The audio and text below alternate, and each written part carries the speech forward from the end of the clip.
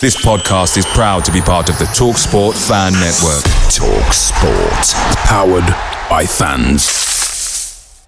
The TalkSport Fan Network is proudly supported by McDelivery, bringing you the food you love. McDelivery brings a top-tier lineup of food right to your door. No matter the result, you'll always be winning with McDelivery. Order now on the McDonald's app and you'll get rewards points delivered too. So that ordering today means some tasty rewards for tomorrow. Only via app at participating restaurants. 18 plus. Rewards registration required. Points only on menu items. Delivery fee and terms apply. See mcdonalds.com.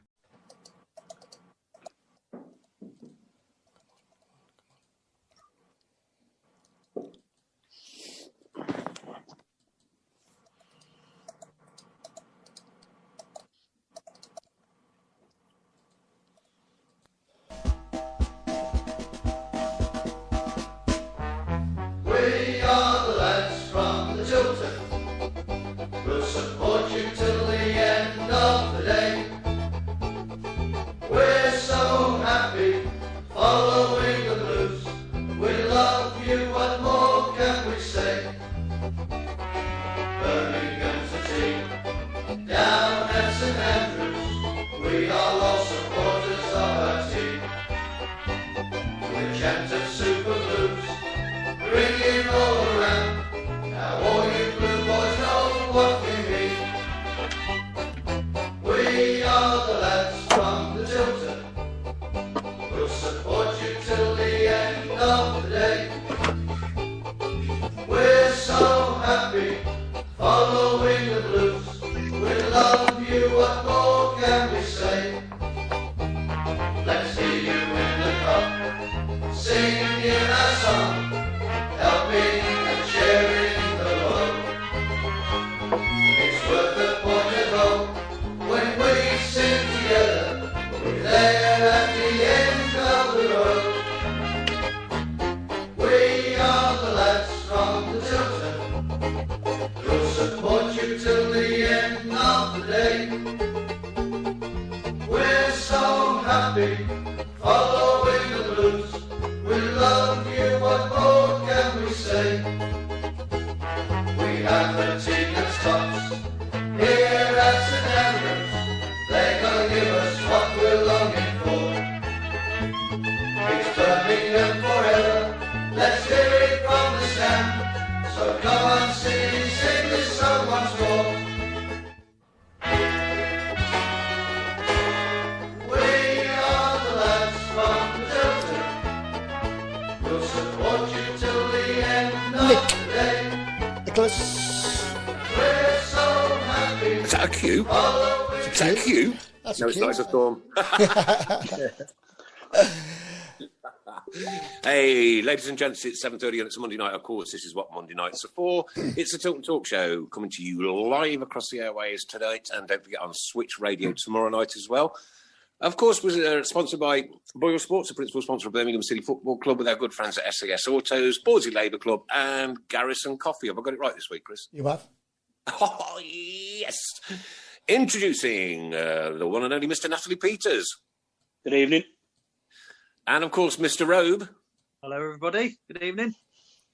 And shiny himself, Mr. Sheen. Good evening, all. Mrs. Brown. My good self, and, of course, the one and only Lee Clark, ladies and gentlemen. Lee Clark. Who are you? Who are Hi, you? Who everyone. are you? Who are you? Welcome, Lee. Thank you. Thanks for having us on. It's all right, mate. Actually, you're quite good looking, really, aren't you? Yeah, he's in real life. It's amazing what these camera phones can do. It's great to see you smiling. It's great to have you back in the company of Birmingham City fans as well, matey. And sorry it didn't work out, but to be honest with you.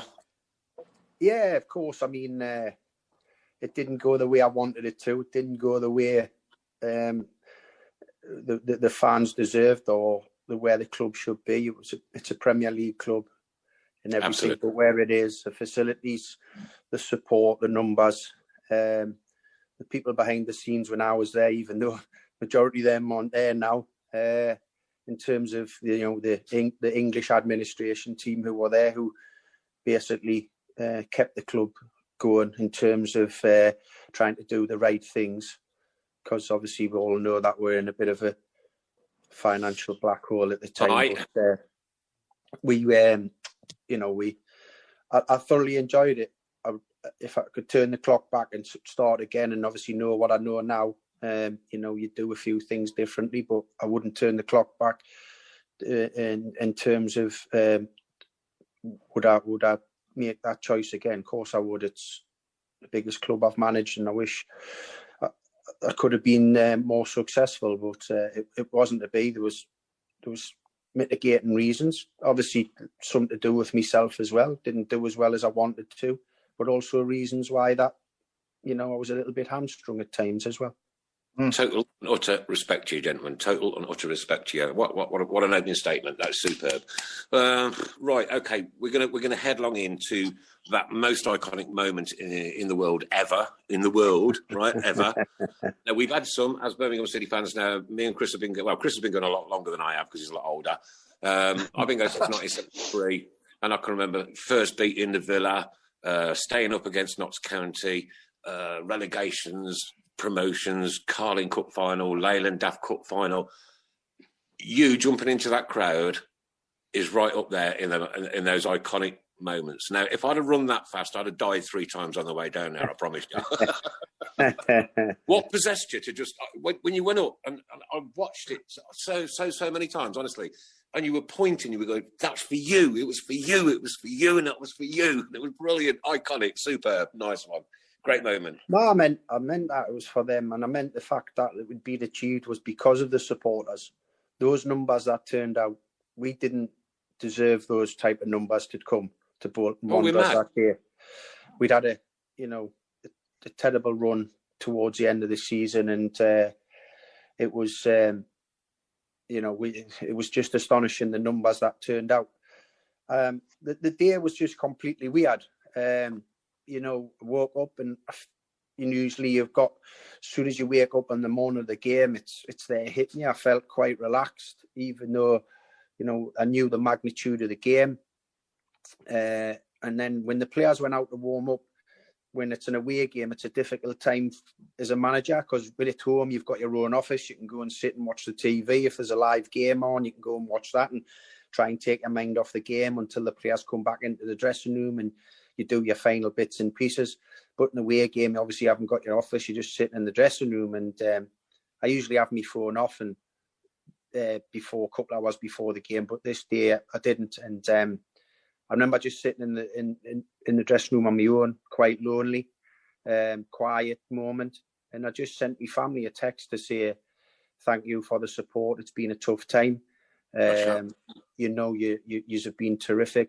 I've give everything. Sometimes it doesn't work out, but I know you'll be there waiting. And I switched my phone off and then got ready for the game. And even at 2-0, I felt we'd playing some decent stuff, and they had 2 breakaway chances. And I just turned to Malcolm Crosby and Richard Beale and Steve Watson and said, we'll get the result. It all depends what's going to happen with Doncaster's result. But I just felt we would. It was, even though the game, we were running out of time and we're 2-0 down and staring into the abyss. I don't know if you call it craziness on my part, but I just felt we did. And when we got the equaliser, and then the whistle went, it was just all the emotion that had come through. Because, to be honest with you, leading up to the game, the thoughts of the club going down, that totally consumed me, in terms of, I wasn't bothered about my own personal position or reputation. I was bothered about what was going to happen to the club and what was happening to the players and the supporters. That's all that mattered to me.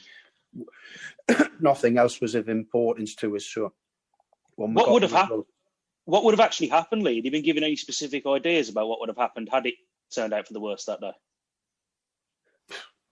It's difficult to say. I was on record as saying, when I'd done the press, which lasted for hours after the game, that the club could have went into Armageddon in terms of dropping into the League One and the financial position of the club as well.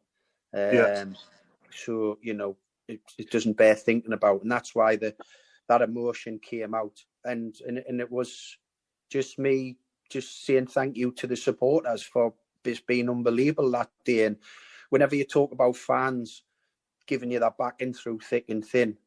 That was an unbelievable example of the supporters backing us, even at 2-0. The noise that was coming from the way end, the continuous singing that whole week, which you'd obviously, if you were in amongst the fans, you might have heard one or two people who were disenchanted, of course, but in terms of the general noise of the support, it got louder and louder, and it just, that was me just saying, these players on the pitch were the ones on the pitch doing it, but yous were just as important and played as such a huge part, and that was just phenomenal. Can you see them good? Wow. Whenever anyone mentions yourself, Lee, to any of our fans, the first thing we think of is passion. Absolutely. Passion and desire, and if you could kick the ball yourself, obviously, and run on the pitch again, watching you from in the stands, I could see it from a mile off. You was kicking every ball, weren't you, from the dugout? Yeah, it was. Listen, it was tough, and you were kicking the advertisement boards as well. Yeah, that was the night. That was the night at Burnley. I was doing a good impression of my good pal Tamuri there. Well, what happened that night? I think I went upstairs on the Saturday game before, and we'd got a positive result. So I thought I'll go back upstairs and watch the game from behind the dugout upstairs, which in an ideal world, I'd like to do that every game, because you get a much better viewpoint higher up than you do when you're standing at ground level, and you see so many different things. And even and especially if I used to sit down in the dugout, which I very rarely did at St Andrews,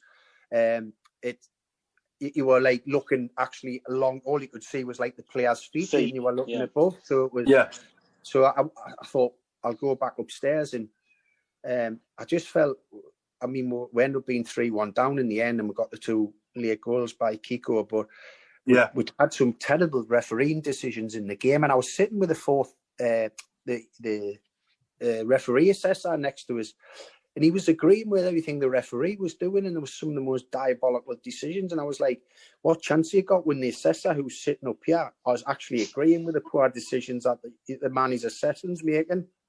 We've suffered I got wound up upstairs, so when I went downstairs, I had a pop at the 4th official, and then obviously we got those 2 late goals, and that was my, I was a bit peed off, and that was me, getting the frustrations out of what I felt would been dealt a really poor hand by the officials that night, And what damage did you do to yourself?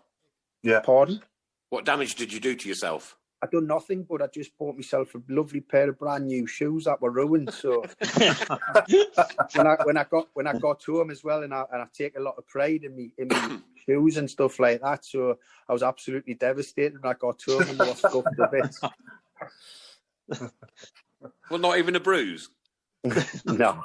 Lee, who would you say was your best signing for us as the manager? Who would you say was the best player you signed? Well, there was lots of loan signings. There was obviously a lot of the youngsters who were brought through.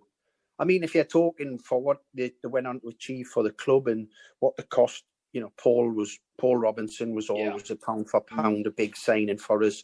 We lacked a leader. I think he came in just training with us initially, then a little bit of a trial, and within a couple of days, I was ready to take him. I knew the leadership and the example he could be to the team. He's never say a die attitude. He's obviously ability, played in the Premier League, but his infectiousness, how he trained, how he prepped for the game. He was, he was probably pound for pound the best one, because we got him for free, and he stayed at the club and became a great servant for them, and a great leader. So obviously there was, that season that led up to the Bolton fixture, if you remember, our first group of loan signings in the first half of the season were doing terrifically well. And then we drew that game in between Christmas Day and New Year's Day at home to Barnsley at St Andrews. And I remember being in the office after the game, and I think we're just a couple of points out the playoff positions, and we were planning on, we started planning on the second half of the season, maybe make 1-2 additions to the squad and kick on and give ourselves a chance of, outside chance and an unexpected chance of getting into the playoffs, because no one gave away a real opportunity because of our situation. I remember getting a phone call off Julia Shelton. Well, I actually got 5 in the space of about half an hour from her to say, this club wants that player back. They all had recall options in the loan deals for 1 week in January, and they all pulled them all back. All went back. Just on that, Was that Lingard, Dan Burn, and Kyle Bartley, Jesse Lingard. Who else did we have? Aaron McLean. Dan Burn. One other. So we had to then go back into the loan market, and the lads I tried to replace them with weren't as effective in the second half of the season as the lads had been in the first half. Talented players like they were, Emir Hughes and Albert Rusnak, and a couple of Man U boys didn't hit it off at all. They didn't produce the level of performance. You know, Taylor Blackett and people like that just weren't up to the level. And did that surprise you, Lee? Did that surprise you when you saw the Man United lads come in and they weren't quite? Were you a little bit downhearted a little bit? I was not in terms of that. It didn't happen, because when you get loan players, it can happen like that. You know, you have some that are. The key for me when you get loan players, and which we tried to do, was they had to come with the mindset that they were like a Birmingham City player. Yeah. And the ones who failed inadvertently always remembered that, oh, well, I'm just at Birmingham as a loan and my parent club's club X, Y, or Z. And they didn't put themselves into that mentality. Whereas they didn't embrace it. The first group of lads, the Kyle Bartleys and Dan Burns, they were absolutely gutted that when they were having to leave. One, because they probably knew they weren't going to go back to their clubs and play, but two, they'd loved the place, they'd loved the club, the size of it, the facilities, the support. They knew if we could have kept everyone together, and so the game. I was going to say, Lee, the game I remember from around that time, it was around. You mentioned just around Christmas. Do you remember the Bournemouth away game? Obviously, bearing in mind Bournemouth went on to obviously basically not barely lose a game. Did we won 2-0, didn't we? But we looked like a proper team. And then, as you said, Bartley goes back, Byrne goes back, Lingard goes back. I think we had a couple of injuries, and he basically had to rebuild half a team in the space of a few weeks. So when people moan about. In the loan signings, just in the second half of the season, couldn't replicate what the lads in the first half of the season done. Yeah. Good question, Lee. Do you then think that the loan market is quite destructive to the game? It can be, but when you were in our position, it was a lifesaver, because I wouldn't have been able to get players. I wouldn't have been able to get any new players in. You know, I wouldn't have been allowed to try and enhance the squad. How come we allowed that clawback clause in the contract to loan them? You know, if you're going to loan somebody, you want them for the season. Because that was the only way sometimes you could get the deal over the line. They're in control. That's the only way, The big boys are in control. You know, as fans, like, we don't get involved in all of this every day, so it's nice to get a perspective on it. So it must have kind of like wiped all the rest of the team's smiles off their faces as well when all these lads went back. Yeah, it was extremely tough. And if you remember as well, that season, I lost the two best fullbacks in the league. Stephen Carr, good pal of mine and next teammate, who was my captain. He never played a league game for us with his injury. Yeah. David Murphy played 2 games for us. We beat Millwall 4-0 and we beat Chef Wed 4-1, or reverse results the way we scored 8, if you remember. Saturday and Tuesday. Jesse scored the 4 in his debut, and then we played Millwall. They were the only 2 games David Murphy started that season for us. So I was going into people don't really often mention, I had the best left back and best right back outside the Premier League. Yeah, one played 2 games. One played 2 games for us, and one played 0. It wasn't just them two as well, to be fair, of injury. You had, I know Keith Fay, whatever problems he had, he barely featured for you. Marlon King, I think, did his knee within a few months. So it wasn't just them. You're talking there, and you're talking about nearly half a dozen established championship players. You can't even barely get on the field. And of course, it makes an impact, especially when you've got no money to replace them with as well. I mean, you mentioned obviously, remember that season as well, just after the Christmas period, you got rid of the 2 coaches you had, Terry Mack and was it Derek Fazackerley? Do you ever think at that point that you could have maybe got somebody because obviously you replaced them with Alan Thompson and Steve Watson, who you knew anyway? Do you ever look back and think maybe Alan wasn't really a replacement. Alan came in because I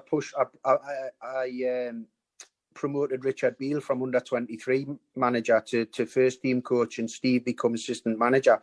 So Alan took the under-23 role. So, and I was always a big believer in giving academy, everyone in the academy, not just players, coaches as well, a pathway into the first team. So for all the players I give debuts to from the club, I wanted to show the staff that were there as well, who are respected a hell of a lot, because I used to spend, a lot of time at night times sitting behind after the first team training sessions had finished in my office and going to watch the academy boys train, not just to watch the players, to watch the coaches. And did you ever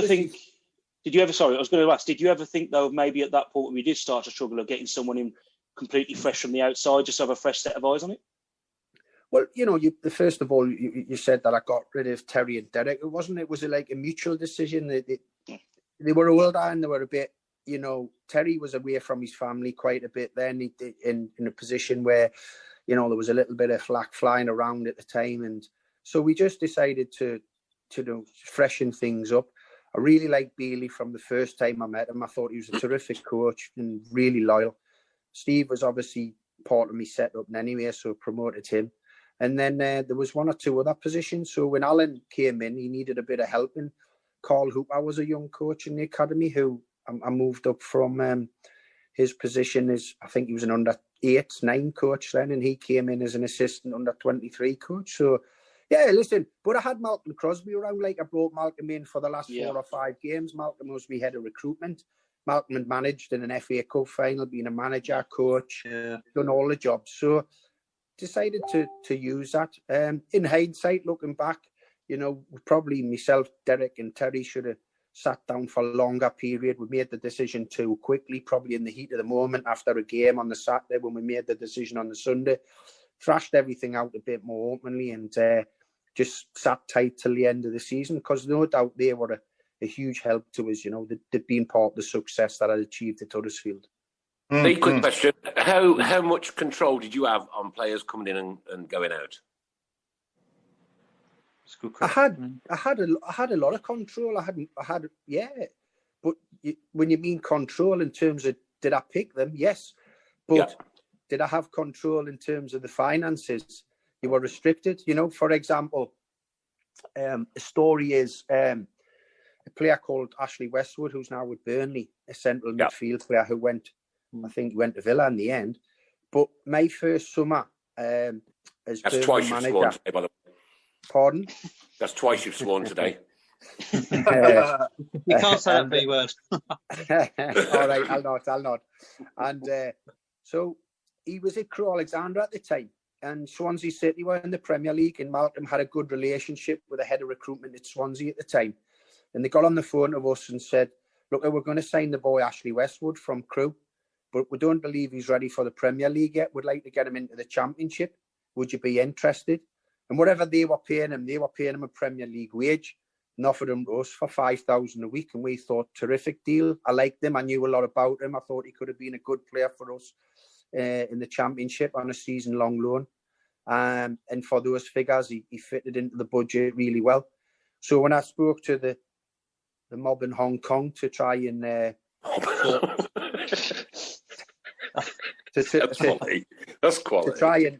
To try and sort the deal out, I got the response that there was no funds available, and then half an hour later I got asked the question by the same people, would I be interested in taking Aurelien Gomez and Jermaine Jenas on loan from Tottenham? And they were obviously going to cost a lot more than the £5,000 a week Ashley Westwood was going to cost. The reason Ashley Westwood wasn't a no-go because they didn't know of him because he was from the lower leagues. But they knew these two players, even though they were coming to the end of that time at their football club. Especially Jermaine. I'd played with Jermaine and picked up a few injuries, which curtailed. But I didn't need Aurelien Gomez. I had Jack Butland, who I was going to give his Championship debut to. Why did I want to bring an experienced goalkeeper? So the response to that was, well, just bring him in as your number 2. And my response back was, how am I going to keep Aurelien Gomez happy as number 2 at Birmingham? That's why he's kicking off at Tottenham. So that just showed you that showed you when I was trying to deal in the transfer market, some of the hurdles I was coming up against. Yeah. And that's sometimes what you have to deal with. if those owners, they can't get a big name in, they don't know someone, and and he's not like a high profile name like Ashley Westwood wasn't at the time. But we knew for a fact that I'd watched him and I knew he was going to be a talented player. And he certainly would have made us a better team than we were then. We couldn't do it, but we could then 25, 30 minutes later go and pay even like probably quadruple the money I was going to do for Westwood to get those two lads on loan from Spurs. Yeah. That followed the pattern of every Friday getting a fax from Hong Kong with the team that they wanted us to pick. So I used to have a lot of fun putting that in a shredder. Crazy man. Okay, I've got something really important to read out now. If we could just have a minute and a half of hushty. Lovely Brenda Brown sent me a message a little bit earlier and has asked me to read this out. Please read and share this update on Tommy Plant's funeral. Tommy was a young lad who sadly passed away a couple of weeks ago. Hi everyone, if you haven't already seen our previous post, we are trying to arrange as many cars as possible, modified and not, to follow the funeral cars and make as much noise as we can for Tommy on his final journey this Thursday, the 22nd. If you can make it, please arrive at 11 a.m. at Moneyhall Church Car Park, B303PS. There will be a bus arriving at 11:30, which will be our cue to start following. So please do not be late or block the roads. There is 2 huge car parks at the church. Myself and Vinny will make sure we are the first ones there to greet everyone and to answer any further questions. But please remain in your vehicles to comply with COVID rules. On the journey, please feel free to pop, bang, honk your horn as much as you wish, but I'm sure it goes without saying, no burnouts allowed and drive sensible at all times. Unfortunately, due to COVID rules, we will not be able to enter the cemetery. So once we arrive at Lodge Hill, we will continue past. Just continue to follow the shark car and make as much noise as we can for our final goodbye. If you're able to make it, please send us a message so we can figure out numbers, as we also have a small surprise for Tommy and the Plant family. We need all your help. Thank you. With all our love, GLA Autos Limited. There you go. Tommy Plant. Yeah. Always incredibly sad when these things happen, and especially when it's a young child like that. It's such a young age. Got like the goosebumps are all over me, mate. Honestly, I promise you. So tragic. Really. Thanks for your time on that one, gents. No problem, mate. No problem. We've got lots and lots coming in on the shout box. There's a couple here. Gaynor Robinson, Lee, you're a really nice guy. I had the pleasure of meeting you at one of the Birmingham City Disabled Xmas parties. Graham Haynes wants to know, is Lee back on Ziggich's Christmas card list? Top bloke Lee. Oh man, there's so many. There's hundreds and hundreds of comments coming in. Right, okay, always a blue forever, a blue little man, rest in peace, keep right on, Blues players, first pump from us all. Right, there's another question that's been burning me all week. Now, I want everybody's view on this, right, because I'm not really a controversial character, right? I'll tell you what I do, I'll put it straight. Taking the knee before a football game. Ronnie, I love you. Vic Singh, I love you. You know what? There's so many lovely people. I don't care what your colour is, but I don't get why we are asking footballers to go down on one knee. I've got my original 1990 shirt in there. Like, kick racism out of football. I'm not a racist. I don't care what colour your skin is. Well, I don't care. But what I don't want is I tell you what I do, right? The second that comes on a live game, I turn around. There you go. Well, I think my ex-teammate and friend of mine, Les Ferdinand, said the right things when his club was accused of in one of the first live games of the new season when they didn't take the knee. I think was it against you guys? No, Coventry. It wasn't. It was Coventry and Coventry at St Andrews, was it? Yeah. And so Les come out and said, that was good. It emphasised it at the start of the campaign. but actions have to speak louder than words, and there has to be things done for it. Taking Absolutely. the knee isn't enough, and isn't making the impact that it should be now. So there has to be a real surge from everybody, and like you rightly said, thinking that you've done enough because you take the knee before a football game. It's not even scratching the surface. There's far more to be done than that, and there's been too much made of it, whether clubs do it or whether they don't. It's getting stronger actions done, and just educating people. And I can't believe we're in 2020 and this is getting out of control like this. It goes beyond football, doesn't it? It does, and it's never come into the equation for me in terms of anything, in terms of me friends, me teammates, the players I've signed, and etc. It just doesn't even come into me thinking one little bit at all. Did you experience much of it as a player? One second, Paul. There's lots of comments coming in on this, and Ray's just come up. The problem, Nick, is racism is out there. It needs more than the knee. Forget the knee, right? Let's do something really positive about it, right? We're a multicultural city. We have Indians, Sikhs, blacks, Muslims, English people. God, when we're owned by bloody Chinese, for Christ's sake. I mean, wow, no, it just makes me so mad that. You know what? I've said too much already. Probably. Sorry, Paul. Crack on. No, I was just going to say, Lee, when in your playing days, did you experience much on the, in any games that you played in? I know not you personally, but obviously any of your teammates. No, there was just one towards the end. There was an incident with an ex-teammate of mine, Emre, the little Turkish midfield player. Yeah, I remember it. Yeah, I remember it. I think it was an incident at Everton, which went through all the FA channels, and he got found not guilty. But there was a reaction from one of our opponents that would be very strange if that was the case. I don't know. I mean, yeah, I would just think it would be so small-minded for that to happen. And it's when I was growing up watching the football in the 80s, and it was some really poor things happening then. It was horrible. Like people like John Barnes and people like that. Yeah. Some of the things that were going John on. Barnes, it was just, I don't get it. Honestly, I cannot work it out. I cannot get it through my head why people would be like that in any walk of life. So I don't get it at all. Well, I can tell you now, Lee, every single one of our black players I revere. If you've got that badge on your shirt, mate, that's all I care about. I don't care about anything else. It's a badge. You play for the badge. We'll remember the name.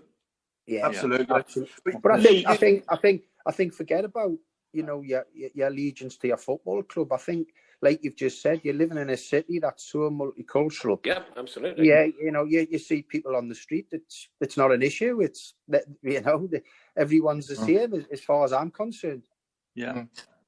Lee, obviously you've worked inside football, and there's been obviously a lot of there's been a lot of claims in the past where they've said there's been institutional racism, where obviously maybe black or ethnic minority players haven't had coaching opportunities, or even opportunities higher up at clubs in terms of boardroom level, management level.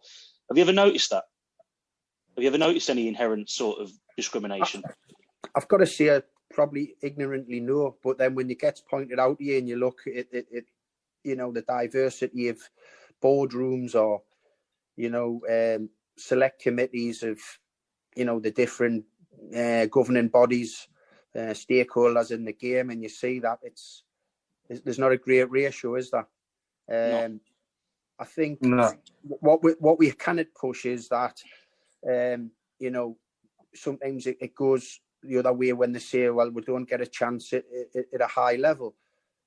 But, it doesn't matter what level. If you've got to give them chances. And just like any other coach or manager, majority of them have to start at the bottom. There's only a select few who get given that really big job at the first job of their career, isn't it? So the rest of the guys really have to, get the get that experience in the lower leagues and hoping that they can try and catch someone's eye with the work they do at clubs lower down, and get that chance. I mean, it was a spell of about 7, 8, 9 years ago where it was going around that the British coach, whether it be white or black or whatever, was only going to get a job in the Premier League if they got a team promoted into the Premier League, because it seemed to be that, the end thing at that time was to go for a foreign manager. So the British lads were thinking, the way we're going to have to be a Premier League manager is by taking a team up. Now, that's changed as well because, there's clubs took chances there now. But there's not going to be many Mikel Artetas out there where their first job's going to be in Arsenal. You're going to have to start maybe at League 2, at League 1. And it will be difficult, when you go down to them levels. Certainly with what you've experienced, if you played at the top level, is completely different. But if you can show people in different ways that you can manage, an ex-player of mine at Huddersfield, Michael Flynn, now manager at Newport, doing a fantastic job. Yeah, absolutely brilliant job at Newport on very limited resources. A big surprise for me is an ex-teammate of mine, Tommy Wright, who'd done a brilliant job up in Scotland at St Johnstone for many years on a ridiculously low budget. Won the cup for them 3 years ago. In a league that's dominated by the two big boys and potentially Aberdeen. So you've just got to make sure that you get down there and you catch the attention. You've got to realise when you get to that level, it's very difficult where you'll pick up a high win percentage, or you'll do this with a player, you'll do that or whatever, and because you're dealing in a far different environment. I think that I'd like to think that obviously once fans can go back into grounds, that these low lives who do revert to racism, well, hopefully it'll take a back seat in their mind, because they'll just be that grateful to be back at the football again, surely. I totally hope and agree with you. I think that would be a real positive to take from this negative at the moment of not being able to get fans in the stadiums.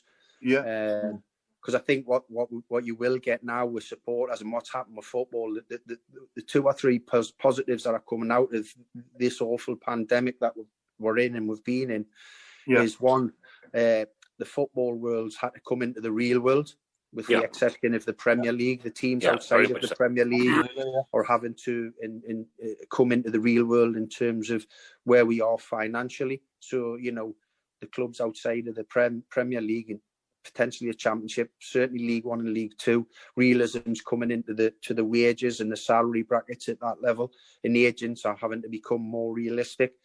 But also, as you say, the realism for the supporters, because they've missed it.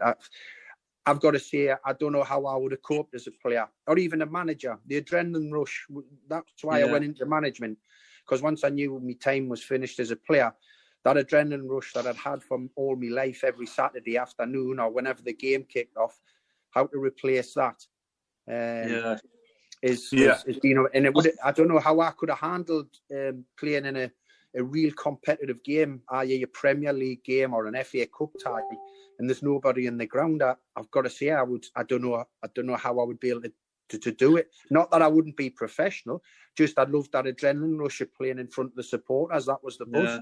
I'm going to turn that on its head. I'm going to turn that on its head, right? Do you know what? It's exactly the same for us as supporters in reverse.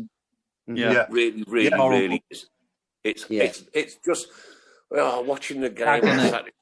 Like somebody said, every 10 minutes, every 10 minutes or so, just spurt out the crowd singing "Keep Right On" over the speaker, over the tannoys. And this one from Anthony Garvey is not blues related, but a really interesting question. How good was Gazza at Newcastle, and was he the best player you ever played with? Paul was, for me, after 1990 World Cup and before the FA Cup final when he done his knee, before he was meant to go to Lazio originally the first time, was on the verge of becoming the best player in the world. Without a shadow of a doubt. That injury scuppered so many things for him.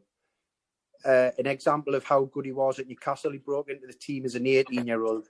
And one of his first games was against a real tough midfield at Manchester United of Brian Robson, who was the current England captain at the time.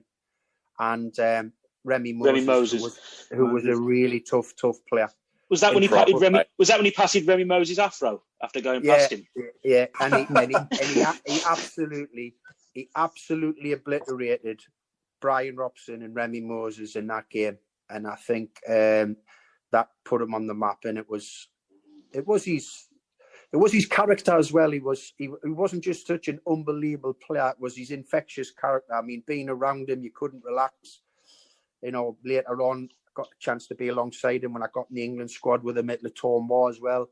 And, you know, he got older, but he hadn't got any more sensible. In fact, he'd probably got crazier. So, you know, he just a special lad who was very generous, an unbelievable talent, who I wish, you know, towards the end of his career and when it finished, hadn't happened what had happened, because surely he had something to give back to football in terms of even coaching youngsters or being an example of, you know, demonstrating techniques, passing techniques, free kicks, this dribbling skills would have been unbelievable. And I'm totally convinced that day in the cup final changed everything. He still went on to do brilliant things. He still loved in Lazio and in Rome.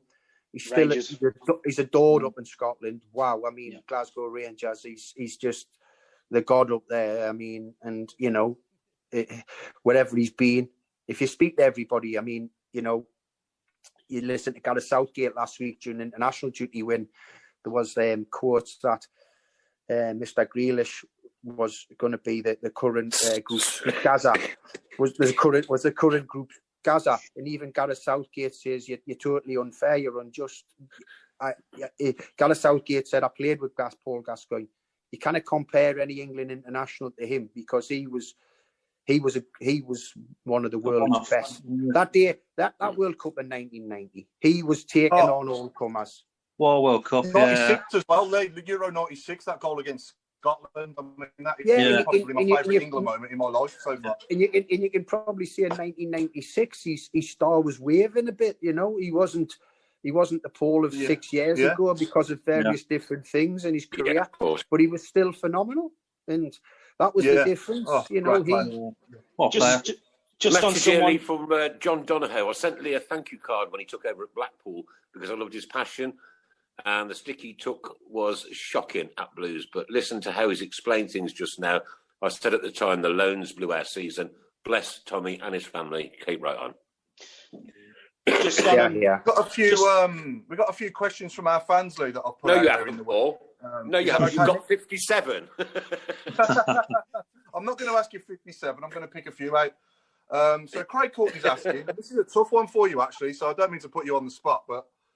In terms of fans, who is more passionate, Brummies or Geordies? No, it's a good question. Listen, you watch him go black now, and I lose his connection all of a sudden. Come on, Lee, you look a bit nervous. It's very similar.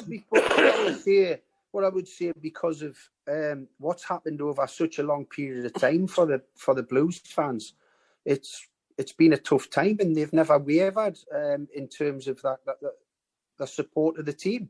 Yeah, I think it's so very similar. That's why, you know, hey, listen, and I've never been frightened to admit this. The day I lost my job, when Julia Shelton, you know, asked us to come down to the stadium, I shed many tears when I took that letter because I was losing the job I loved being in. Was it tough? It was very, very tough, but I loved it.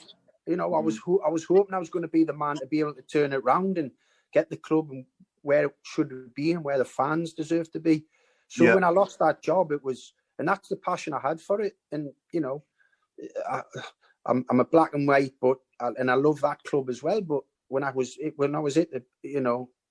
Birmingham City, that was, you know, a tough 24 hours. You know, when I left that position. And you know, I'm not ashamed to say that I shed tears, you know, when that decision was made, and it was a real tough time.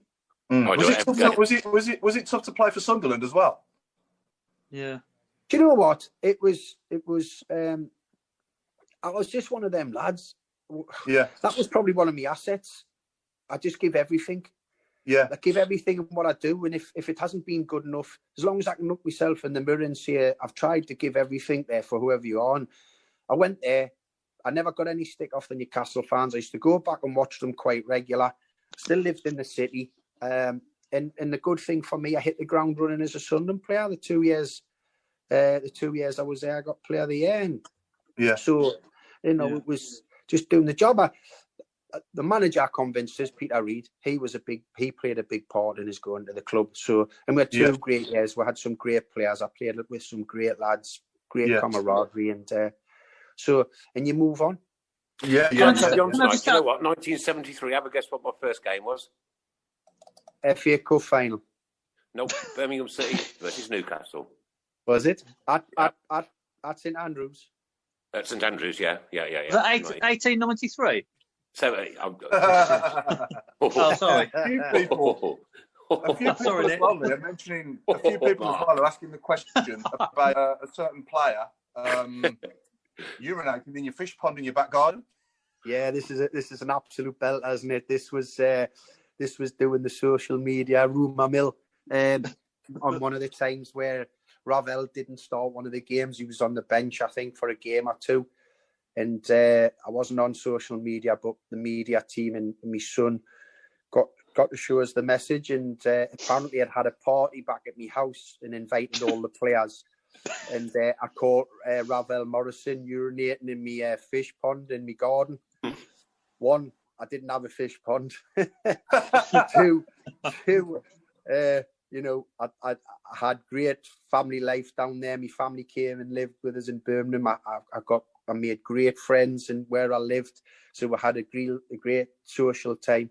But never, and my staff used to come to the house with our partners regular for a bite to eat and a drink, but never once did the players turn up, and certainly that was never the case. So just on Ravel though, the was a lie then.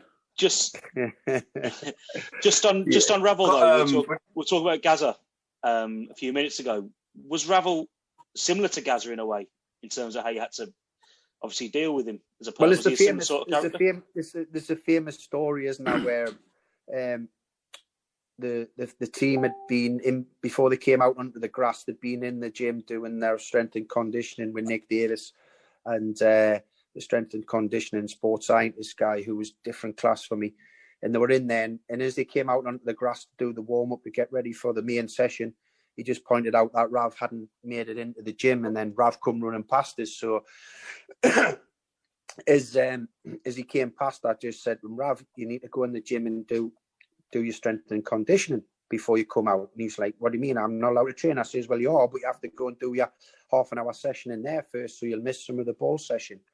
So he decided to say he was going in, and he was going to speak to his agent and all that. So he stormed off. We got on with the session.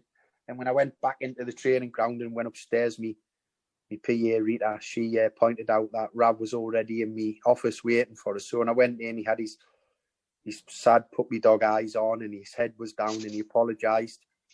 So when I just tried to explain what it was for, and what he basically explained was he wasn't very good at the weight circuit, and he used to get embarrassed doing it in front of the players. And I says, well, explain that to me and the staff, and we'll do an individual program. We're not here to embarrass people. We want you to improve in all aspects of being a footballer, and that's not just with the ball. Because if I'd have said there was a training session with the ball and it lasted 5 hours, Rav would have been there the whole 5 hours. Yeah. But when he was in my office and I was trying to explain to him, the talent he had, and I said, listen, you're probably the best player I've seen, and the one few current midfield players in the game who's as good as Gaza. And I seen him look at us quite blank, and he said to us, "Who's Gaza?" So then I had to say. Then I was taken it back. So I had to say Paul Gascoigne. And he says, "Yes, Gaffer, but who's Paul Gascoigne?" Joking. And then another example of Rav, and he was harmless. He did get himself into trouble. Did he mix with the right people off the field from where he was from? Probably not. No. Were they good for his career? No. I see him. It breaks me heart when I see him going to some of these clubs. He become a journeyman when you see the ability he has. If you remember, we played Middlesbrough when your current manager, or Karanka, was manager of Middlesbrough. We played them in a Friday night game. at St Andrews live on Sky. Yeah. So we trained at Wast Hills on the Thursday before the game. We'd done some tactical work. It wasn't a heavy session because we wanted the team to be fresh for the Friday. And I remember going into the staff changing room later on that night. It was about 5:30, 6 o'clock on the Thursday night. Players had been and gone for hours. They'd had their lunch and were gone. And I could hear some noise coming from the first team dressing room. So I was wondering, well, that's strange. So I went in, and there was Rav and about 5 or 6 of his mates all taken in the showers and that, getting washed up. And I was like, Rav, what you doing? Where you been? He says, oh, Gaffer, I've just been playing up on the top pitches, the academy pitches with my mates, 2 pots in, 2 goals and then whoever wins. And so he'd been up there running around for 4 or 5 hours. When we've tried to just do the session, he needs to just get rested up. But he didn't think it was anything bad. And I was trying to explain to him, you've got a big game tomorrow night against Middlesbrough. You've been on the grass for 6-7 hours now. And that was just him as a boy, I could have stood there and given him a telling off and said unacceptable. But then when I was thinking about it, when I was speaking to him, I'm thinking, well, at least it keeps him off. Keeps him out the newspaper, so doing dodgy things. So at least I know where he is. Yeah. What sticks in my mind there is Crystal Palace away. Crystal Palace away when we beat them. Was it 4-0? What a night. Yeah, 4-0. Yeah. What a result. Shane Ferguson free kick. Yeah. Rav, we're on fire that day. Rav, Nathan Redmond, Shane Ferguson were on fire that night. I mean, they ended up getting promoted that season. Yeah. It was interesting. It was interesting. I just read Jack Butland's quotes when he went to Palace the other day.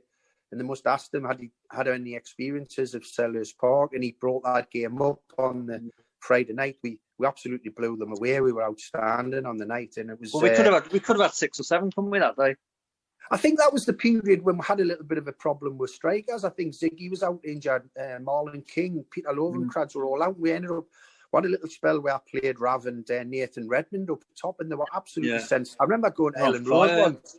And they were sensational. They just didn't have that natural instinct of scoring. I think they had about 5 one-on-ones in the game, and the combination players they were playing was just... And obviously the team knew they had speed that could go down the sides, but we couldn't play any long balls up to them.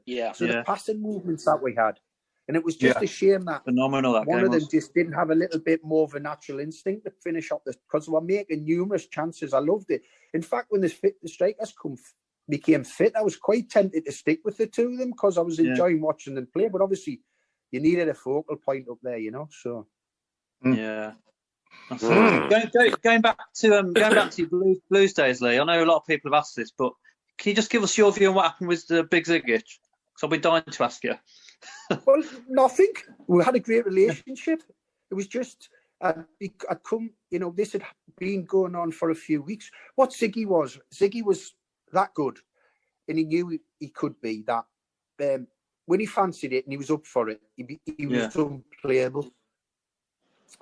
But when there was days when he wasn't, and this applied on the training ground as well, it became quite frustrating, and it did for the players. But he was a harmless guy. He was so this had been a continuation of me speaking to him, saying, we need you at it every day. You're a senior pro. You're an example for your own benefit as well to keep your eye in.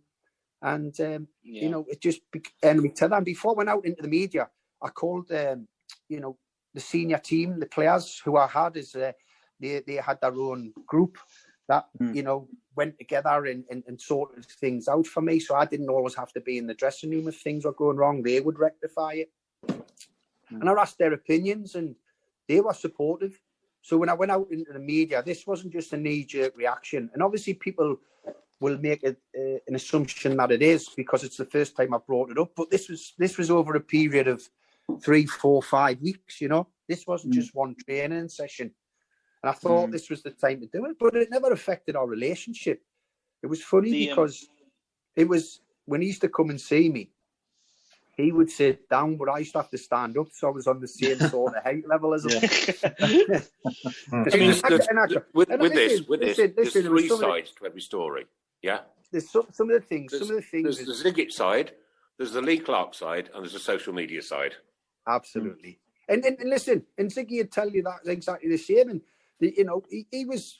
Listen, I liked him. There was no problems. I see when his contract ran out and he lived in the same part of the city as me. So I seen him after that when he left the club, and I know then Gary brought him back for a little spell.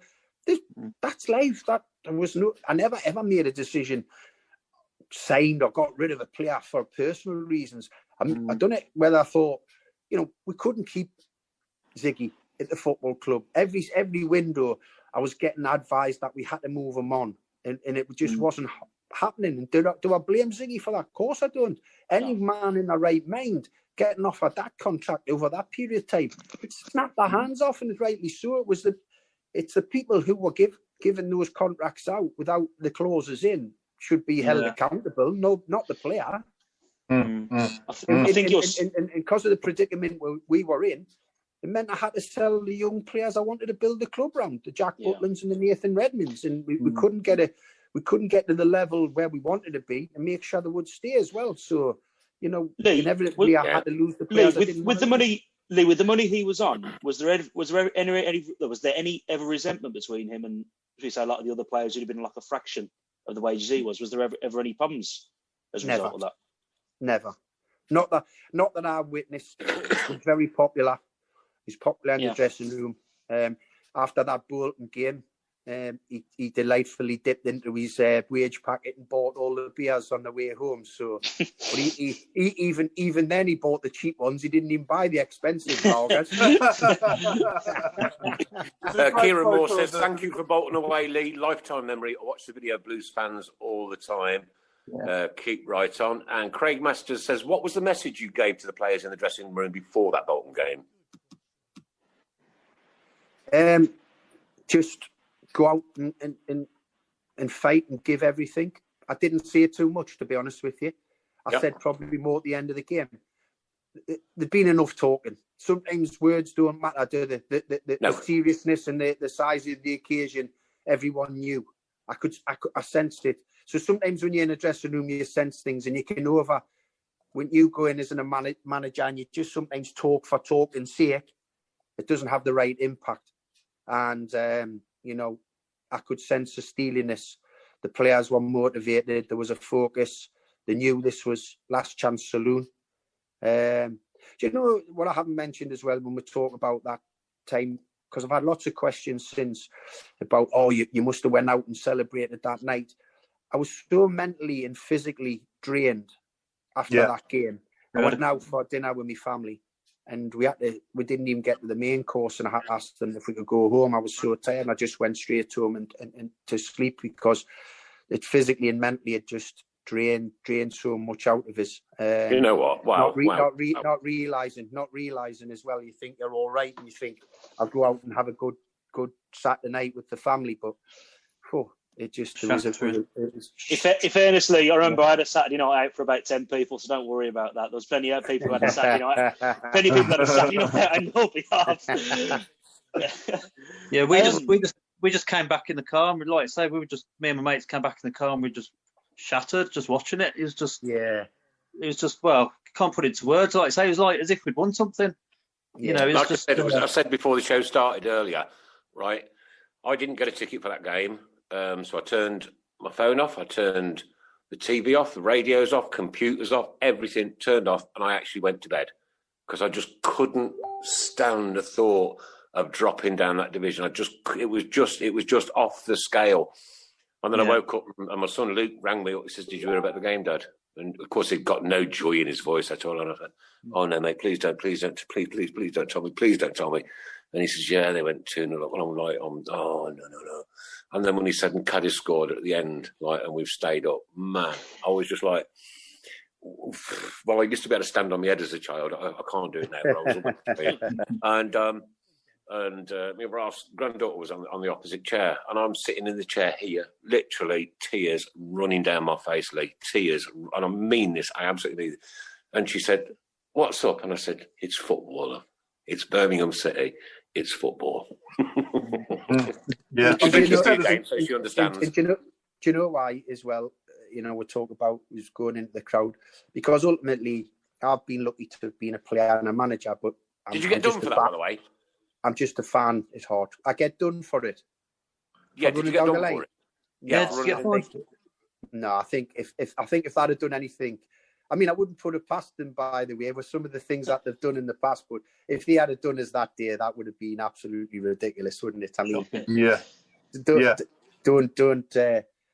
don't stifle the manager from showing his emotion, whatever you do. No. I think Paul Caddis actually said, didn't he, it was the only headed goal he thinks he ever scored at the time. He said it was the first headed goal he'd ever scored. But somebody asked that question earlier, Paul. Yeah. When was his last headed goal? And I can't remember one. Well, you don't score many when you're 5 foot, do you? Yeah, but he did jump 6 foot in the air to get it. Listen, I signed Paul later down the line when I was at Bury, and I still keep in touch with him. And great lad. He was. I think he was probably the only. I think he was the only player. David Davis, after we sold Big Tom Adeyemi, they were the only 2 players I was allowed to spend a transfer fee on, because I really wanted Paul Caddis, and we spent a little one through, was it Swindon to get him? And then obviously David came from Wolves after, because Tom left on the morning of the first game, didn't he, of the new season? So I'd say David Davis, pound for pound, one of your best signings. Listen, we've got Lee from Wendy Mills. Wendy Mills says, Lee, my dad sat in your chair on our tour of the ground, but he said he'd leave the job to you. He's been a Blue Nose for 71 years. That's superb, isn't it? Tony, I can't see the name. Sorry, Tony. My laptop. I need a new iPad. Shane Goff. I remember Lee jumping into a bunch of Peaky Blinders. But again, I was saying, like before the show, we have our iconic moments, like the Lane and Daft, the auto windscreens with Tatey with the shirt, the penalty at Norwich against Norwich to take us in the Premier League, the relegations, and that's up there. It's right up there with all those moments that like people can look back on over. I mean, as fans, it's like a career to us as well. Yeah. Do you get what I'm saying, Mark? Do you get what I'm saying, Paul? It's a contract. Absolutely. It's like a career, and everybody knows the old adage, you can change your wife, change your house, change your car. You can never, ever, ever properly change your football team. Not ever, ever, ever. And Tony Sewell says this is a brilliant listen. Birmingham City, Blackpool and Bury doesn't get much tougher than that, says Craig Masters. No, I'll probably agree with you. Brenda Brown says, tell Lee I struggle to see. Oh God, why is it when you start reading something, it flicks off the screen? Tell Lee I struggle to see who it was at first. Thanks. Sorry, Nick. No, you're right, Paul. You crack on. Oh, sorry, I was just going to help you out. Tell Lee I struggle to see who it was at first. His looks has changed, but still very good looking. I think she's trying to say. Brenda's on the Paul. Lee, one thing that does stick out for quite a few people, it does get brought up, Stephen, now from time to time. A few games before that Bolton game, we played Blackburn at home, and you made a lot of changes to the team, and the team lineup, should we say, was unconventional looking. And to be honest, even now, I'll be brutally straight. I think obviously the team selection went a bit awry. Do you remember the game? Obviously, we went 4-0 down after about half an hour or so. What was the thinking behind that team selection? Because it's still now, it goes down, not so much in folklore, but there's the stuff that people just want to put behind them. It does get brought up for quite a bit. I don't know. I remember the result. Reminders, I know Taylor Blackett. Didn't we have Caddis in midfield? You had like Howard wide left, and then Lovenkrands, I think, was going through up front. But you basically, you think you came out in the media at the time and said, I wanted to put 5 right footers and 5 left footers on, just to give the team a bit of balance. But was there any other particular thinking behind? Because it was a lot of changes from what had happened previously. Obviously backfired pretty quickly that game because we went 4-0 down after 20 minutes. Oh, it was horrendous. I remember it. Yeah, it was Rudy Gested absolutely murdered with, didn't he? Everything he touched. No, I mean, I think I've tried to. I remember the result. I remember the game because it was horrendous. And what I tried to do as well, leading up to the game, because obviously I was trying everything to try and change the home form. We actually stayed in a hotel overnight in the city centre. Went for a walk around the city centre, tried to get a feel of the support, bumping a few of the supporters. And then obviously that team. Paul. There was a lot of things said about Paul playing midfield, but Paul started off as a central midfield player, and he was just doing lots of good things. And I felt he was probably going to be more beneficial in that role for us at the time. A lot of energy. Honestly, I kind of, when you go on about the team, all I can remember about that was Taylor Blackett played centre back, he just had one of those games that was just not one that you remember as a player. So. And he had a few. He had a few at Blues. I can't remember a lot about the rest of it. I've got to say. Yeah. Going back to can you remember the lineup? Yeah, you would think I could have a go. It was Randolph. I think it went Randolph, Packwood, Thorpe, Blackett. Oh, who would have been at left back? Callum Riley would have been at left back, I think. Then he went Burke, Caddis, Howard, Lovenkrands, Makeda, and Ibe. That's a guess at it. But I just remember there was a lot of changes because I think Robbo had been sent off the Saturday at Forest, and I think obviously that meant he was suspended. So it just meant there was a lot of changes. But he just obviously that was one that does get brought up now quite a bit as a team selection. And I just wondered if you had any particular thoughts on it. Hey, listen, since I've become a fan again, I'm an armchair fan. I haven't got managers for changing the team, and. But when you're in the firing line and you're not getting results, it's sometimes easy for fans to say, well, can we not just keep the same team for 5 or 6 games? But if you're there as a manager and you're not getting results and you've got other players, they're thinking, sometimes if you're saying to a player, your chance will come and then you're not getting a run of results and you don't put him in, he's thinking, 1, you're full of BS, and 2, you're never going to get a chance. And when you're not a consistent team, hey, listen, as a manager, you'd love to be picking the same team every week because you're getting results. And if you're on a good run, even if you have the odd blip, you'd obviously continue to pick the same team. Listen, when you're playing for a big club, like Birmingham, you can't just be a good player. You've got to be a strong character. Because rightly so, there's high expectations, and sometimes some of the players, weren't that. That's why a lot of the time when there's a lot of the games, I would prefer to go with the younger players from the academy because they were born and bred blue noses. So they had that fighting spirit, and they lacked the experience and they would be naive and they might make mistakes. But they had that relationship with you guys on the terraces. You had that relationship going back to them, and it worked for us in so many ways. A lot of them lads, since they've left Birmingham, haven't had brilliant careers, but they played in the Championship for their hometown club. Others have went on and had fantastic. Young Damari's a Premier League winner. Obviously not getting his game at Leicester now, but made himself, a great career. Other players that have done it, obviously Nathan and Jack. And there's been other lads who've had terrific careers. So, that it's as a manager, you'd love to be able to pick the same team most games. You'd love to go through the season and have 7 or 8 players who've played all 46 games without a doubt. I know it's not your era, Lee, but we had Robbie Savage on a few weeks ago. By the time, I think a lot of our supporters wanted to lynch him, to be honest with you. But by the time he'd explained his side of the situation and his side of the story, because like I say, there are always 3 sides to every story, he given, and what all he wanted to do, right, was basically, when we're all back as supporters, walk onto the centre circle, turn around and clap every single Birmingham City fan. And within 3 minutes, it was arranged. That was on this show. It was arranged, yeah? And cut long story short, would you want to come back to Blues and do the same? Without a doubt. Listen, I don't know the reception. What a bloke. I think that question came in from Nathan Cartwright. When fans are allowed back, would you visit us and watch us down at St Andrews? Absolutely. Come down for a day. We'll all meet up with you. We'll have a beer. We'll introduce you to the... I'll come as a fan, and then I'll slag whoever the manager is. I just hope we're not playing Newcastle in the cup. Well, I'll slag Brucey off as well because that's my team. Yeah, but within minutes, I said, "Well, okay, we'll see what we can do for you." And within minutes, Paul Devlin was listening to the show, and he messaged into the show, and within minutes, it was organised and sorted. So Robbie Savage is going to come back and applaud the Blue Noses. Brilliant. Quick question from me, Lee, if I may. Who's the best player you've ever played with and managed? So two separate players, obviously. During your playing career, who was the best player you ever played with?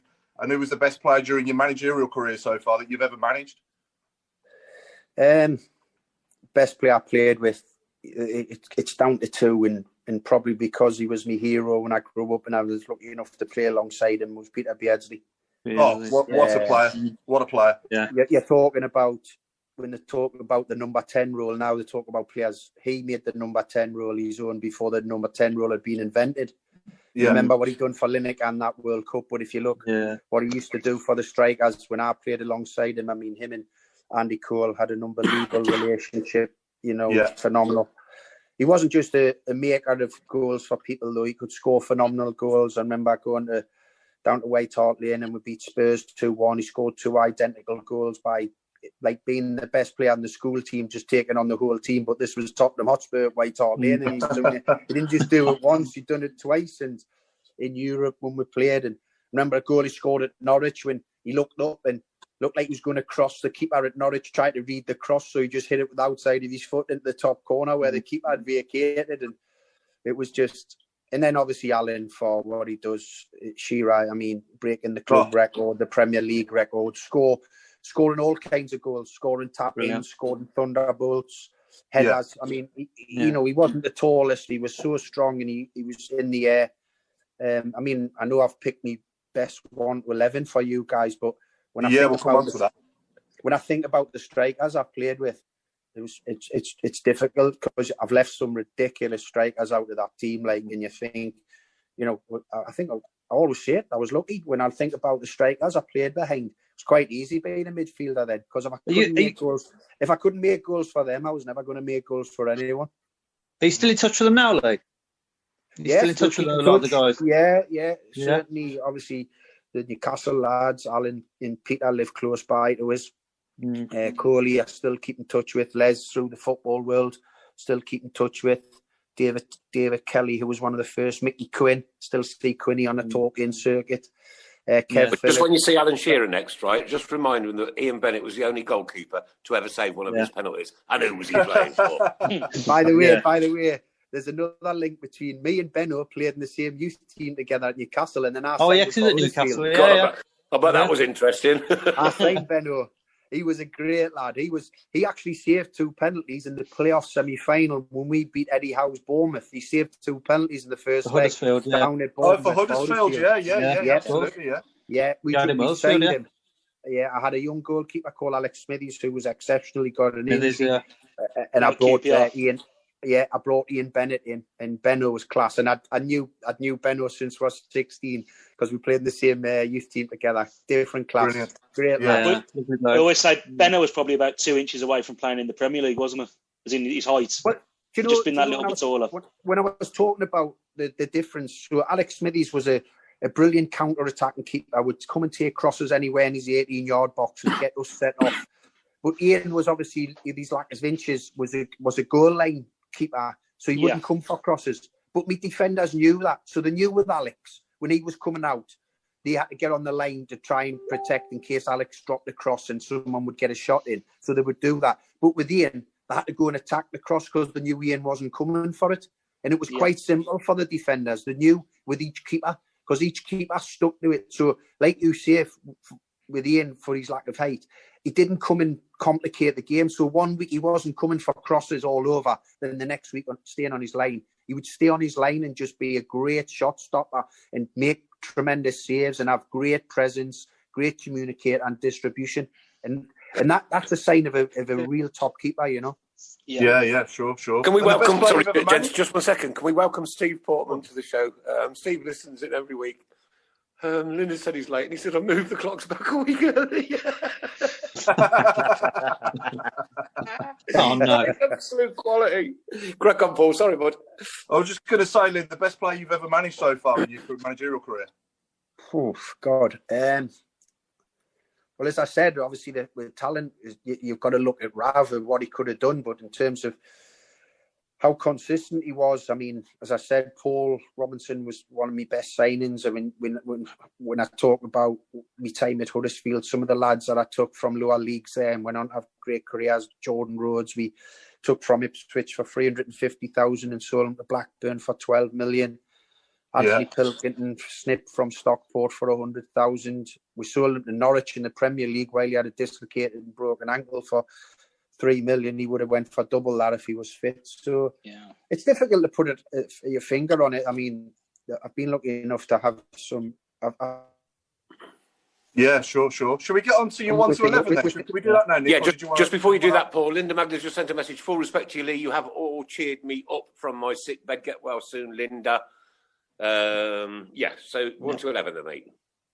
Yeah, so these are the best players that you played with, aren't they, throughout your career? Yeah. Your playing career, obviously. Yeah. What we're doing, 4-4-2?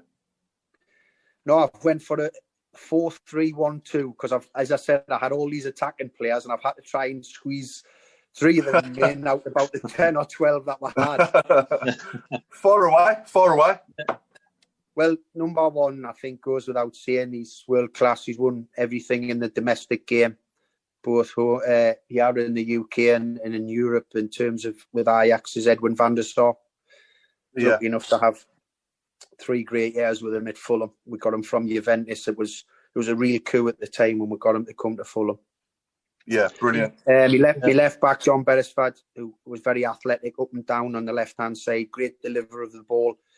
As I said, really, really athletic. Not the biggest, but very competitive. Left-sided centre-half and left-footed Chris Coleman, who I played alongside and then ended up becoming my manager at Fulham. I actually keep convincing him I got him the job the day I scored the winner against Newcastle when he was interim manager.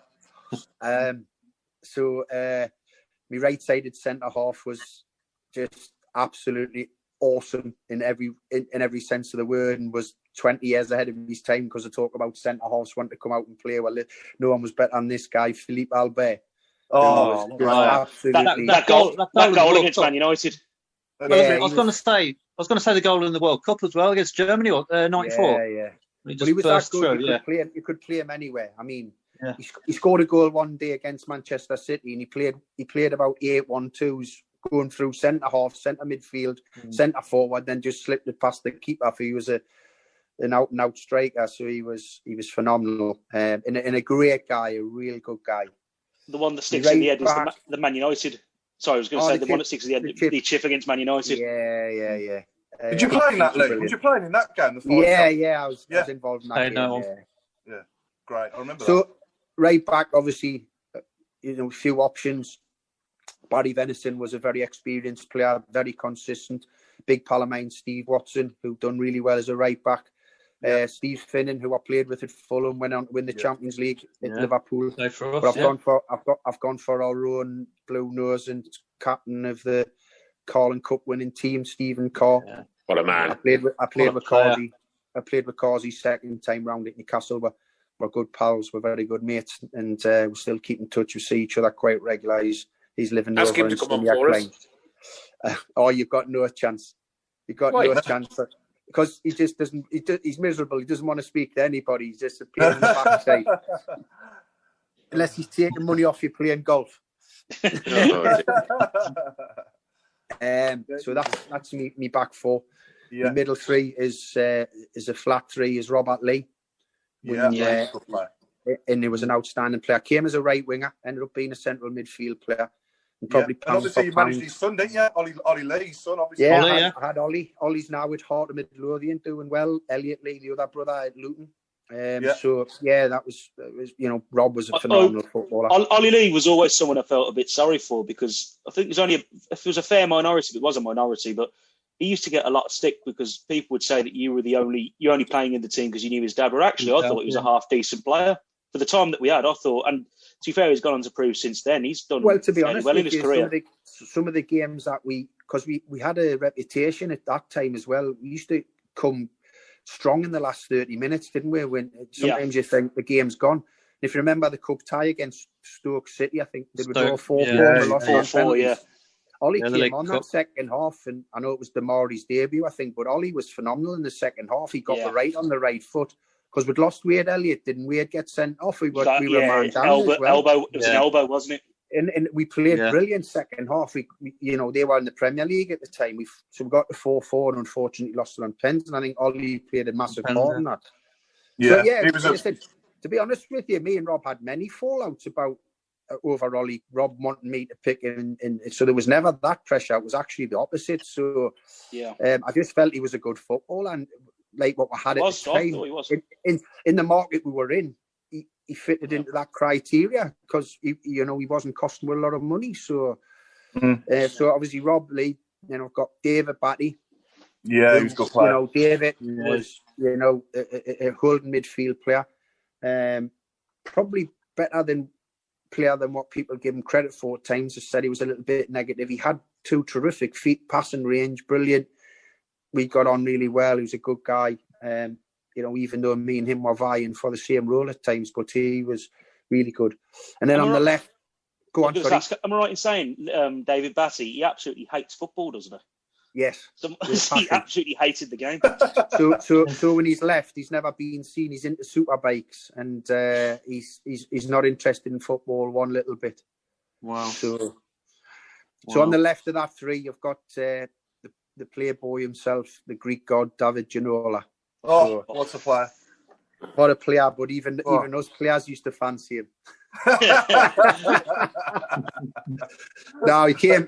We didn't know a lot about him when we signed him in Paris Saint-Germain, 2.5 million in the time, and we just this 6'3" winger, built like a, Greek god, and fantastic ability, left or right, cross, shoot, just and he was that good. The rest of us in the team decided to do an extra bit of work without the ball because we knew that David's work without the ball wasn't great, but we knew that he'd win with so many games with the ball. We're prepared to do that. And that's how good he was. And there isn't many players you can really say that about, where the rest of the outfield players are prepared to do a bit extra because they knew this guy was going to be a match winner for you. Yeah. So that's me midfield 3. I mean, I think David Batty and Rob Lee have a lot of work to do with David in there, but they have to just knuckle down and crack on. And then me one player in behind the strikers is obviously someone I've spoke about, is Peter Beardsley. Yeah.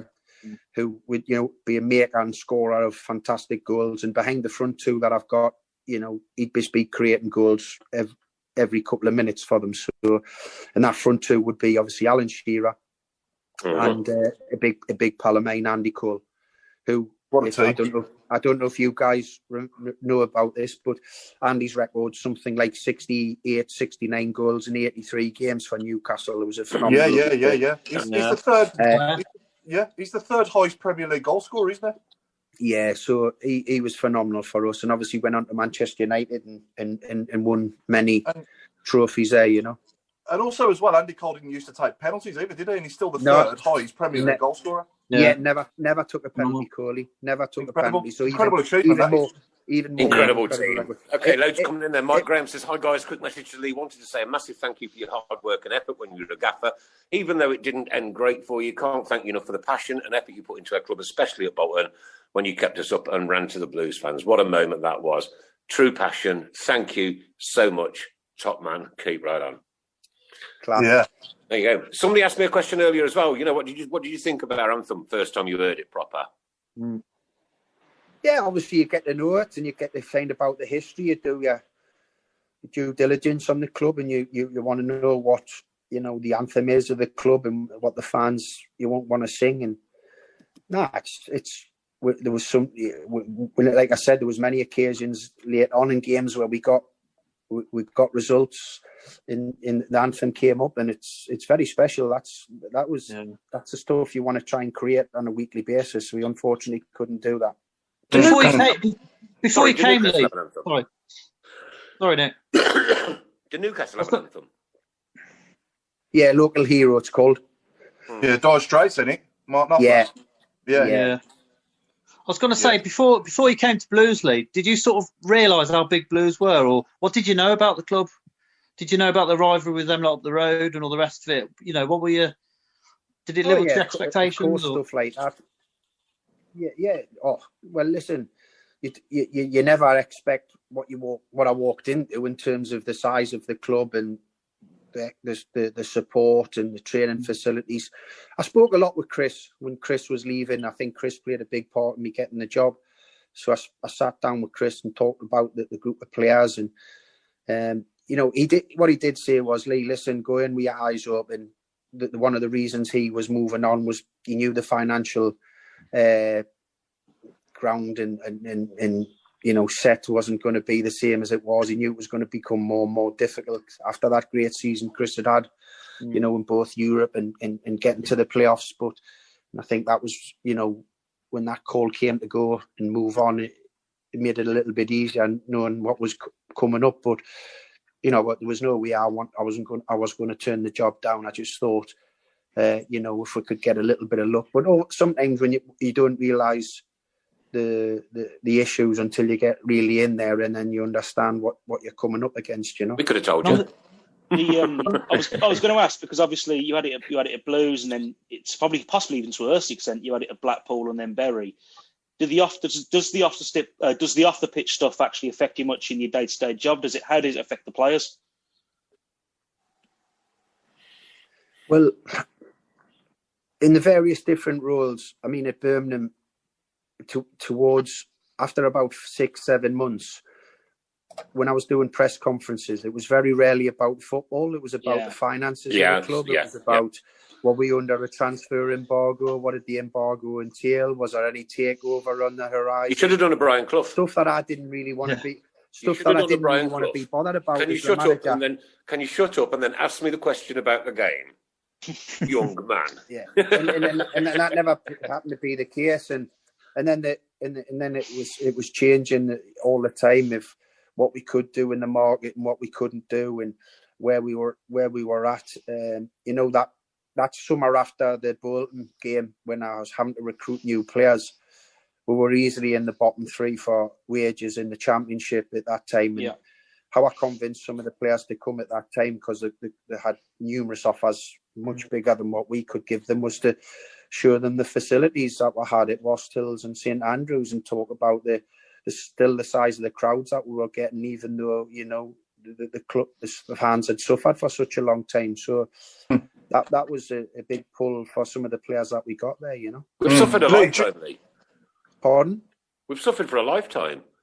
Absolutely. That's Lee, a football fan for you. Sorry, Lee, do you remember kissing a lad's head at Bolton after we stayed up? Kicking a lad's head. Kissing. This isn't going to be a compensation. So we've got a gentleman called Dave Portman listening to the show, and it was his son Lee. It was his son whose head you kissed at Bolton, and the picture was in the papers the day after. And I'll take my phone round. Remember this? Yeah. I cannot see it. I can just see your finger. Yeah, hang on. Oh yeah, that's him, is it? That's the geezer's son, apparently. Yeah. There you go. There's a trip down memory lane for you. I hope he doesn't put a claim in against us, because I ain't got any money. Okay, we've had this question come in 3 times now. I was going to ask it. Adam Wilkes wants to know, can you ask Lee about the fit and proper persons test with Berry going to the Dogs and the Carson Young shambles? Chris Brown can't ask me for his mic is broken, apparently. Yeah, listen, that's the biggest surprise for me all the time when these owners, a lot of them who get into positions of owning football clubs. So I think it's the fit and proper persons test, whatever they've got to do to go through that isn't as robust as it should be, because there's too many. That was one of the saddest things. And I could see that when I left Bury. I'm sorry. Isn't as robust as it should be. It's as loose as it can be. Yes. It really is. I probably used the wrong wordings. And when I was moving from Bury, I knew that it was a club that was living beyond its means, and there was going to be a big crash. I didn't think that what happened to them eventually was going to happen, but I thought there was going to be issues. And it's so sad, because it's a football club. It's about that community. It doesn't matter how many fans go through the terraces. It's the people's club, and you don't. That's what worries me about this situation now. If there's no help to the EFL clubs, they've given 10 million today to the lower leagues, haven't they? All right, million. okay. 10 million? 10 million. That's not like a gonna piddle go in the far, is it? toilet No. for some It of is, these aye. clubs. 10 million? Disgraceful. It's why Anyway, actually when they're on Dave about the Portman, other. Dave Portman's on about his son getting kicked in the head. He just wants you to know, Lee, that it's his most favourite moment in his Blues life so far. Fair That's play. what we're all about, mate. I was just about to say, when everyone was whooping and cheering that Project Big Picture got voted down the other week, I was saying the cash that was on offer. I mean, I know there was bits of that plan that people didn't like, but the cash that was on offer, if that dries up now totally, clubs are going to go to the wall. It's I thought it was very short-sighted for people to start whooping and cheering the fact that the actual plan failed, because now in the long run it could kill clubs, and we're talking multiple clubs here.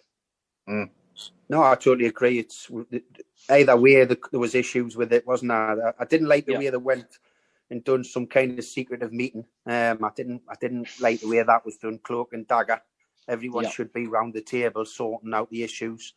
I think that's what's probably got most people's backs up, and it's probably backfired, hasn't it? Like you say, hopefully it doesn't mean that some of these clubs that have been there for many, many years are going to go to the wall, because we've already lost Macclesfield, we've lost Bury. Who's next? Yeah. And 2 minutes of the show left. Wow. Dave Portman, the lad, the dad of the lad, I think, who you kicked, says that he's still got your jacket. Yes. And it's still on the wall in his pride of place. Great. Still got his jacket on the wall in pride of place, and it's his best blues moment of his life when the gaffer kicks him in the head. Cracking. That's what the real City fans are. This is him. Mike Hill, thanks for tonight, Lee. Your passion for blues continues and shines through. Top man, always welcome.